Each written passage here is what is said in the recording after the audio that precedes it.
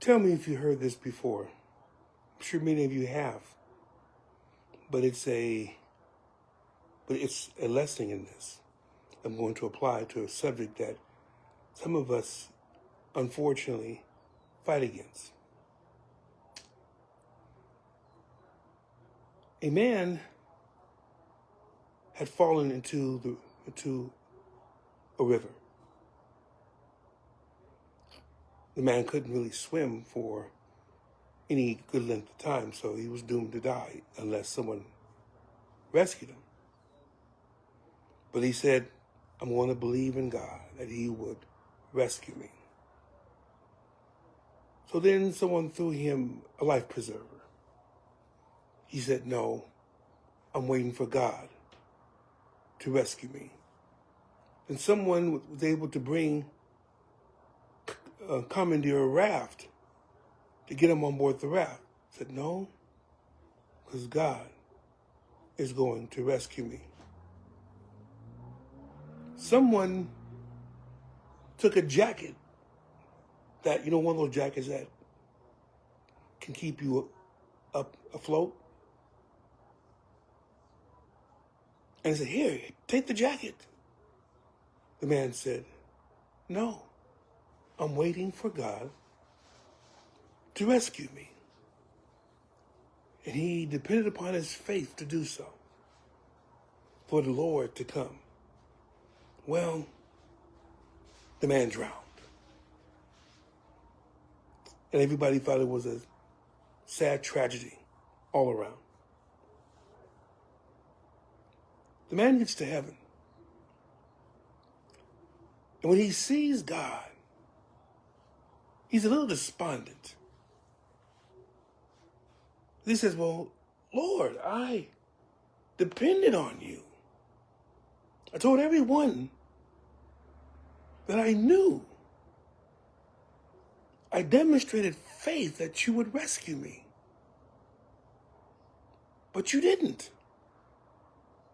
And the Lord said, I tried to, but you wouldn't accept it. The man said, when did you try? I didn't see you trying. You just let me drown. I said, no, I didn't. I sent you the life preserver. I sent you the raft. And I sent you that jacket. And you wouldn't take it. I sent people to help you. But you wouldn't take it. I say this because currently we probably have the best knowledge to prevent diseases or to be cured from them in the annals of time. But there's always been a fight between the medicinal community and the religious community because of that same thing that I just described to you. The medicinal community puts all their faith in science. You figure that by the brains of smart men and women, we have brought these cures. Religious community says, we don't depend upon anyone, we depend upon God.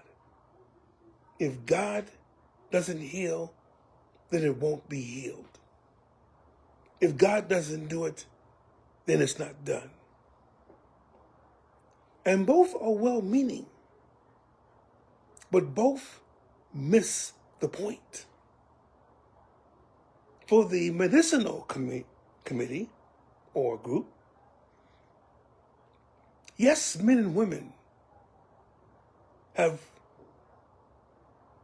made major discoveries over the years and have made incremental advances towards control and even eradication of certain diseases.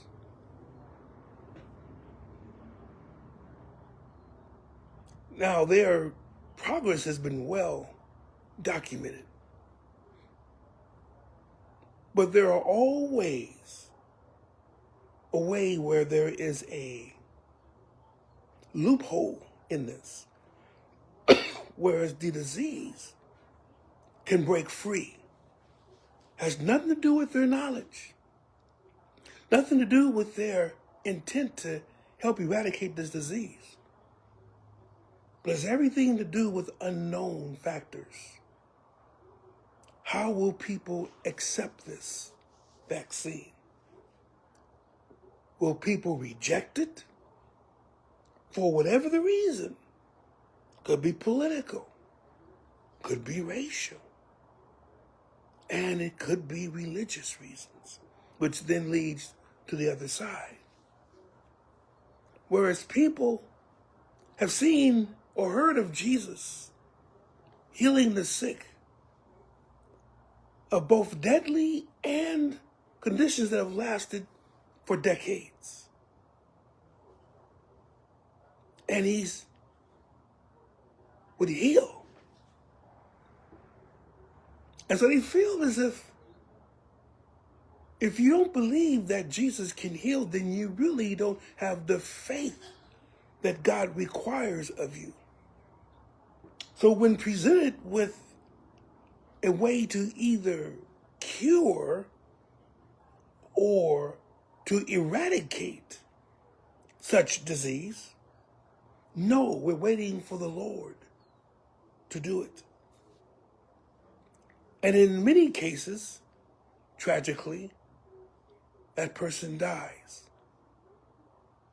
We applaud the person's conviction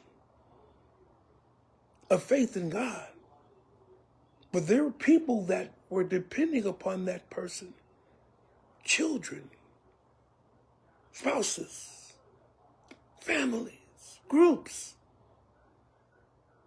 that because of one's inability to see that God provides for his own, not only directly from the heavens, but through the efforts of others. That takes faith too. That takes faith to believe that the Lord will put such a high responsibility in the hands of man to help you.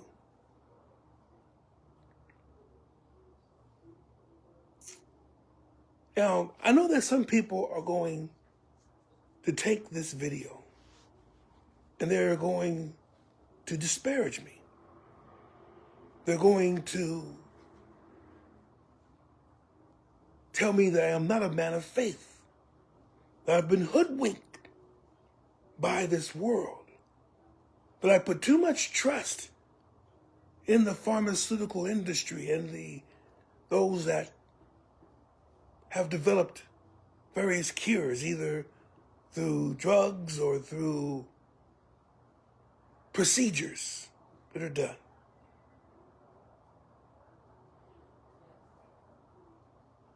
But we miss our chances to be healed, because if we read in the stories of what Christ had done,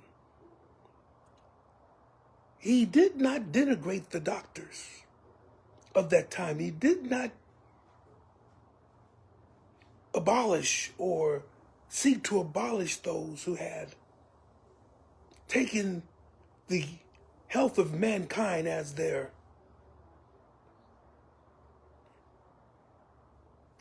goal.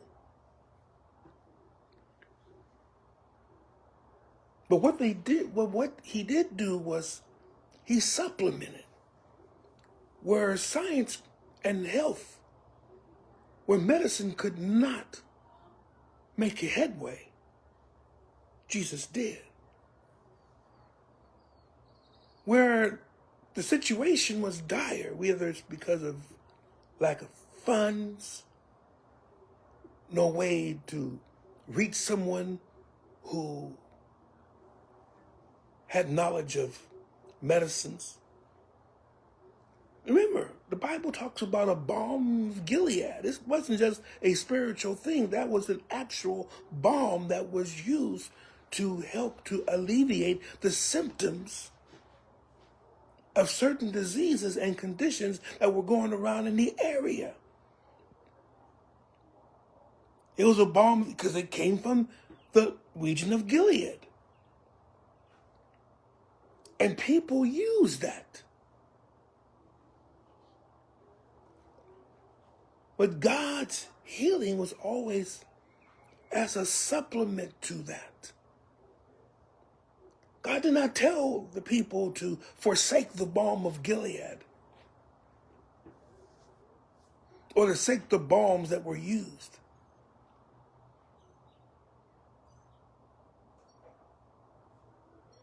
Even in our study of the last book of the Bible, talking about how the Laodiceans thought they were so good, they didn't need anybody's help. How they were poor and wretched, and naked, and they were exactly against what they thought they were. But then the Lord talks about them applying eye salve, which means that John must have known about the properties of eye salve in that particular time, that it would provide some relief to someone's sight. Even Paul told Timothy, and of course this has been twisted, so I've got to be careful how I apply this. Even Paul told Timothy to drink a little wine for your stomach's sake. Medication? Not until dinner. Okay, she's okay.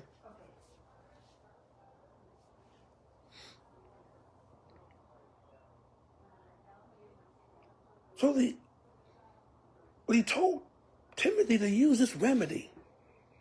Now, was Paul exhibiting a lack of faith in telling Timothy to do this?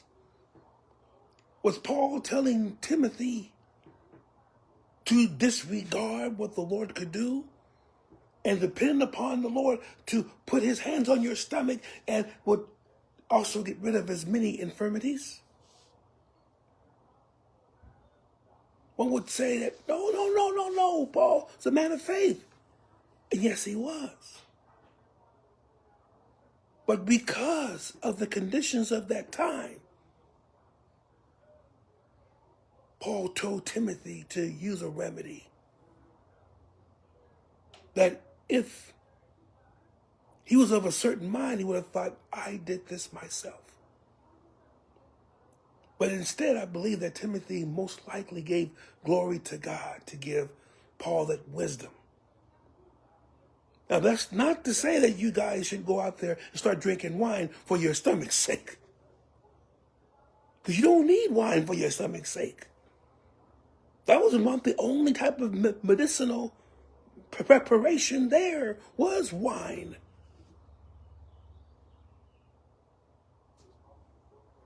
But do what Paul told Timothy. Use what is available. You don't have to beat yourself up because of lack of faith or have someone else beat you up mentally because of your lack of faith. You know that God still heals. But he also gives man. He gives man the knowledge to help his people. And I want to repeat this again. God gives man the knowledge that's required to help his people. The reason why that comes up is because many of you have been through the COVID-19 dilemma that this world had, not just the United States, but the world. And there's been so many so many conspiracy theories that if you look at it closely enough, makes absolutely no sense, but instead puts the saints of God in danger so that they don't take precautions against what would cause them to become sick. When people begin to become sick and there were those who died, there became an outcry. People began to pray a lot. Lord, spare my husband, spare my wife, spare my grandmother, spare my children. You have prayer meetings. Then in order to keep the virus from spreading to other people, they stop people from going to church.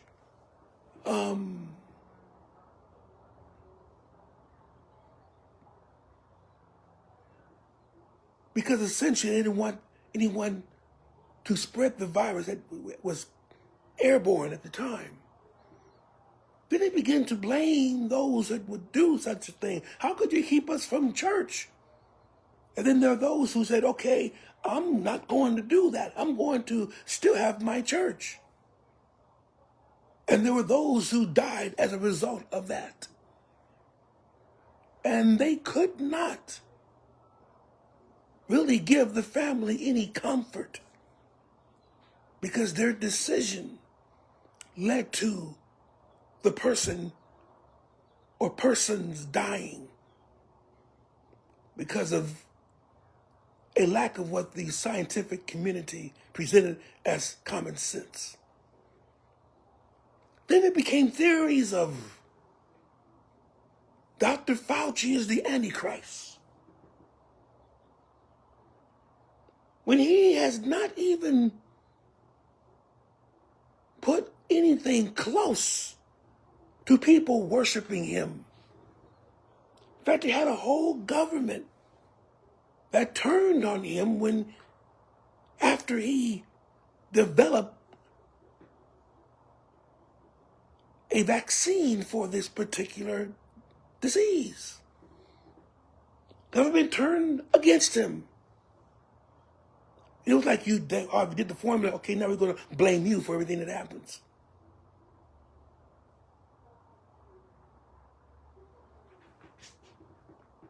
But because we are so hyper vigilant about what's going to happen in the future, we think everything is a sign of the Antichrist or the mark of the beast. Of course, you heard the theories about how the vaccine contains nanobites, contains material, contains chips that essentially would formulate the symbol 666. Without reading in the Bible itself that the way that it was implemented was in the worship, the active worship of Antichrist. Not to mention, it was not the Antichrist in Revelation that pushed his diabolical scheme as much as the false prophet. So you have to understand, now we got to identify the false prophet and Antichrist. They can't be one and the same. What am I saying about this? I'm saying that people, because of ignorance, because of suspicions, because of a misplaced belief in how they feel that God will reward faith, those things have led to unnecessary deaths. And all you can say is, I'm sorry. Well, it's the Lord's will. It was not the Lord's will. Lord's will is that no one should perish, but all should come to repentance. That's his will.